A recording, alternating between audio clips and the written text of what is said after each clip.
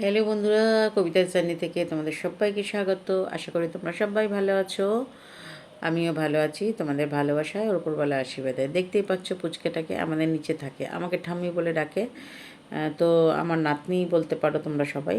ঠাম্মি যেহেতু ডাকে, তো খুব পাকা, খুব সুন্দর নাচ শেখে, তো তাই জন্য যখন তখন আমার ঘরে এসে খালি নাচতে থাকে। এর আগেও তোমরা আমার ভিডিওতে দেখেছো। তো আমি ওকে বললাম যে, আমাকে এসে বললো, ঠাম্মি কী করছো? আমার এই দেখ মোবাইলে কত কিছু করছি। ও তো জানে আমি ইউটিউব করি। তো চলে আসে, আমি বললাম, নাচবি একটুখানি, তোকে ভিডিও করে দেখাবো সবাইকে। বললো হ্যাঁ, ওর নাচে কোনো অসুবিধা নেই। আরামসে নাচছে দেখো। খুব কিউট, একদম পুরো ডল পুতুলের মতো। ওনার একটা খুব সুন্দর আমি ছবি তুলেছি সানগ্লাস পরিয়ে এরমভাবে।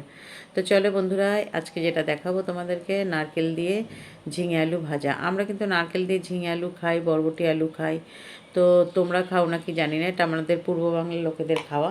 আমার মারা তখনের সময় বলতো ঝিঙে বটি। তো কালো জিরে ফোড়ন দিয়ে আলুটাকে ভেজে নিলাম। তো আমার কড়াইগুলো এখন কালো হয়ে যাচ্ছে বলে মাম্পিকে কালকে খুব বকেছি। আমি বললাম, আমার কড়াই আগে সাদা ছিল, তুই এসে আমার কড়াইগুলোকে কালো করে দিচ্ছিস। তো যাই হোক, আমার রান্না করতে গিয়ে পরিষ্কার কড়াই হবে, রান্না করতে ভালো লাগে। তা গ্যাস পরিষ্কার থাকবে। তো যাই হোক, চলো আলুর মধ্যে ঝিঙেটা ঢেলে দিলাম, কিন্তু এখন একদমই নুন দেবো না। নুন না দিলেও আজকাল ঝিঙেগুলো এতটাই বাজে যে অটোমেটিকলি কেমন গ্যাদ গ্যাদে নরম মতন হয়ে যায়। তো যাই হোক, কিছু করার নেই। তো এইভাবেই তো চলছি আর চলতে হবেই। তা ঝিঙে আলুটা ভাজা ভাজা হয়ে এলে পরে তারপর নারকেলটা আমি কিভাবে দিয়েছি সেটা তোমাদেরকে দেখাবো। এখনের নারকেল কিন্তু এরমভাবে দিতে হয়। মায়েরা যখন রান্না করেছে, আমি ছোটোবেলায় দেখেছি, মিন্স মানে মাথায় এই ছবির মতন আছে কিছুটা, বা মাকে জিজ্ঞাসা করেও ছিলাম। তো নারকেলটাকে একটুখানি শুকিয়ে এসেছিলো, তাই জন্য ছাড়িয়ে নিয়ে না এই মিক্সিতে শিলে আর পিষতে পারলাম। কুড়ানিতে কুড়াতে হয়নি, মিক্সিতে একটু করে নিতে বাধ্য হয়েছে আর কি। আমি পছন্দ করি না, কিন্তু করতে বাধ্য হয়েছি। তো দেখো, ঝিঙে আলুটা মোটামুটি ভাজা হওয়ার পরে তার এই চেহারা হলো। একে তো চন্দ্রমুখী আলু, তার মধ্যে হচ্ছে গিয়ে ঝিঙেগুলোর এই অবস্থা, যা তা নুন ছাড়া ভেজেছি তার তো এই অবস্থা। তো কড়াইয়ের মধ্যে আবার একটু কালি জিরে দিলাম, দিয়ে এবারে যে নারকেলটাকে রেখেছি না তোমার মিক্সিতে, তো সেই নারকেলটাকে একটু তেলের মধ্যে ভাজবো। আগে নারকেল ভাজতে ভাজতে তেল একদম উপচে আসতো, এত তেল উঠতো। এখন নারকেল ভাজলে পরে ওরম আগের মতন আর তেল উপচে পড়ে না। তো বন্ধুরা, সবাইকে অসংখ্য ধন্যবাদ আমার ভিডিওটা দেখছো তোমরা, তার জন্য। আর নতুন বন্ধু যারা আছো তারা অবশ্যই আমাকে বন্ধু করে নেবে, সাবস্ক্রাইব করবে চ্যানেলটা, আর বেল আইকনটা প্রেস করে দেবে। তাহলে নতুন নতুন ভিডিওগুলো তোমাদের কাছে পৌঁছে যাবে নোটিফিকেশানের মাধ্যমে। তো নারকেলটা ভাজা হয়ে গেছে, একটু উপর দিকে উঠিয়ে রেখেছি, আর তার মধ্যে এই ভাজাটা যেটা ছিল ঝিঙে আলু ভাজাটার মধ্যে ঢেলে দিলাম। মায়েরা করতো আগে ঝিঙে আলু ভাজতে ভাজতেই উপর দিয়ে নারকেলটা দিত, খুব সুন্দর একদম উঁচু আছে ভাজতো, কত সুন্দর। উঁচু আছে মিন্স তখন তো উনুনের আঁচেই হতো। আর যখন গ্যাস হয়েছিল তখন গ্যাসের সময় তখনও ওই মিডিয়াম একটা আঁচে ভাজতো। তো চলো বন্ধুরা, খেতে বসে যাই ঝিঙে বটি। এবার যেটা দেখাবো সেটা হচ্ছে বাটা মাছের ঝোল।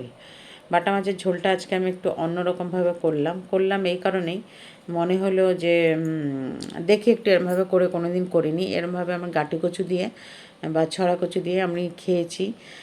অন্য মাছ, ভেটকি মাছটা যেমন বিখ্যাত, খেয়েছি। তো এই দেখো, ধনে পাতা একটুখানি, পেঁয়াজ, সামান্য পেঁয়াজ বাটা দিয়েছি, মানে না দিলেই নয় এরকম। আর হচ্ছে কাঁচা লঙ্কা আর ধনে পাতা, এই হচ্ছে গিয়ে মেইন ব্যাপার। তো তেলের মধ্যে আগে বড়িগুলো ভেজে নিলাম। বড়িগুলো নিয়ে এসেছিলাম একটা মাসির থেকে, 14 নম্বরে গেছিলাম সেদিন বাজারে ঘুরতে ঘুরতে। আমাকে পিছন দিয়ে ডাকছে, ফুটপাথ দিয়ে যাচ্ছে, ও মাসি ও মাসি। তাই ফিরে তাকালাম, জোর করে আমাকে বড়িটা দিল। তো 250 বড়ি তোমার কত নিল, 62 টাকা। তা আমি বললাম যে ঠিক আছে দাও, বললো খেয়ে দেখো। তা আমি একটু মাছির সাথে একটু মজা টজা করলাম, তো বড়ি নিয়ে এলাম, দেখে কষ্টও লাগছে, ঠিক আছে নিয়েই যাই। কিন্তু বিশ্বাস করো বন্ধুরা, ভীষণ ভালো খেতে বড়িগুলো। তো যাই হোক, এবার আমি কড়াইতে বড়িটা ভেজে তুলে নিয়েছি। এবার আমি মাছটা ভাজবো। কেন কড়াইটা তো তেতে গেছে, তারপরও মাছটা লেগে গেল। তো যাই হোক, একটু ভাজা হয়ে যাবে মাছটা ভালো করে। তো বড়িগুলো ভেজে তুলে রেখেছি। আর এই ধনে পাতা ধুয়ে রেখে দিয়েছি কুচিয়ে। আমার গাছের লঙ্কা, কাঁচা লঙ্কাগুলো তুলে এনেছিলাম সকালবেলা গিয়ে, সেই লঙ্কাগুলোকে রেখেছি ধুয়ে ধায়ে। তো সব একসাথে এক জায়গায় রেডি করে রেখেছি। তো যাই হোক, গাঁটি কচু দিয়ে আমরা আসলে ভেটকি মাছের ঝোল খেয়েছি, এরমভাবে ভেটকি মাছের মা করতো, তো সেইটা দেখে আমরা শিখেছি। তো সেরমভাবে ভেটকি মাছের মধ্যে গাটি কচু বড়ো দিয়ে একটু সামান্য পেঁয়াজ বাটা আর কাঁচা লঙ্কা বাটা অবশ্যই, আর নামাবার আগে ধনেপাতা কুচি করে দিয়ে দিতাম। তো এত টেস্টি লাগতো। তো আজকে আমি ভাবলাম কি চারাপোনা মাছগুলোকে কদিন ফ্রিজে ছিল তাই জন্য আর কি। দেখো এখানে লঙ্কা বাটা, জিরে গুঁড়ো আর হচ্ছে তোমার নুন আর হচ্ছে আমি হলুদ দিলাম, দিয়ে এটাকে মশলাটাকে এই যে লঙ্কা বাটা দিয়ে জল দিয়ে গুলে রেডি করে রেখে দিয়েছি। তো এখন জিরেটা ফোড়ন দিলাম তেলের মধ্যে, দিয়ে এবার এক এক করে সব ছাড়বো এর মধ্যে। তো দেখতে থাকো বন্ধুরা। অসংখ্য ধন্যবাদ তোমাদেরকে আমার ভিডিওটা তোমরা দেখছো বলে। আর নতুন বন্ধু যারা আছো তারা কিন্তু অবশ্যই আমাকে বন্ধু করতে ভুলো না। আর পুরনো বন্ধুদেরকে অনেক অনেক ধন্যবাদ, অনেক অনেক ভালোবাসা এই কারণেই যে আমার মনিটাইজেশন হওয়ার আগে থেকে তোমরা ছিলে। আর আশা করি তোমরা আমার সাথে আগামী দিনেও আমার সাথে থাকবে, আমিও তোমাদের সাথে থাকবো, কথা দিচ্ছি বন্ধুরা। তো দেখো আলুটা ভাজতে গিয়ে লাল হয়ে গেল বেশি, এই কাজ সেই কাজ, এদিক ওদিক দৌড়াদৌড়ি, এই ফোনে আর কি কে কার লাইভে আছে এইসব। তো পেঁয়াজ বাটাটা কিন্তু আগে আমি আলুটা ভাজা হয়ে গেল, আলুতে কিন্তু নুন দিইনি। তো পেঁয়াজ ভাজা হয়ে গেল, পেঁয়াজটা দিয়ে দিলাম, সাতলালাম একটু তেলের মধ্যে যাতে পেঁয়াজের কাঁচা গন্ধটা না বেরোয়। এবার কচুটা দিলাম। হ্যাঁ, কচু কিন্তু আমি কখনোই রান্না করতে গিয়ে জলে ফুটিয়ে ভাপ দিই না, কোনো দিনই না। তো তা সেইটা জিনিসটা আমার পছন্দ হয় না।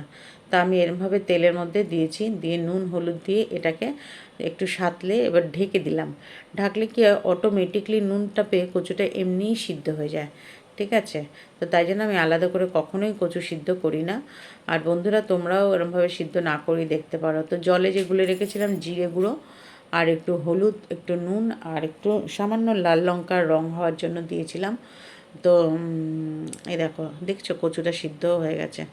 তো সুতরাং অনায়াসে দেখো ঢেকে ঢেকে সিদ্ধও হয়ে গেল। এই যে রেডি করা মশলাটা তোমাদেরকে আরেকবার দেখিয়ে দিলাম, যেটা ঢেলেছিলাম। তো বড়ি, ধনেপাতা, মাছ ভাজা, বড়িও ভেজে রেখেছি, সব রেডি। গরম জল রেখেছি মাইক্রোওভেনে গরম করে, ঢেলে দেবো। তো ব্যাস কষে গেছে, এবার জল ঢেলে দেবো, টকবক করে ফুটবে, মাছগুলো দিয়ে দেবো, তারপরে ধনেপাতা বড়ি একসাথে দিয়ে দেবো। খুব ভালো করে ফুটলে, আমি বেশিক্ষণ ঝোলে মাছ ফোটাই না, তাই জন্য দিয়ে ঢেকে দিয়ে ব্যাস গ্যাস অফ করে দেবো, আর দিয়ে গরম গরম ঝিঙে বটি আর এই মাছের ঝোল দিয়ে খেতে বসে যাব। তো বন্ধুরা আমার ভিডিওটা আজকে এখানেই শেষ করব। তোমরা সবাই ভালো থাকবে, সুস্থ থাকবে। চলো বন্ধুরা, আগামী দিনে আর একটা ভিডিও নিয়ে আসবো, কথা দিলাম। এই অপেক্ষায় থেকো। সবাইকে অনেক অনেক ভালোবাসা। চলো বন্ধুরা, টাটা, বাই বাই।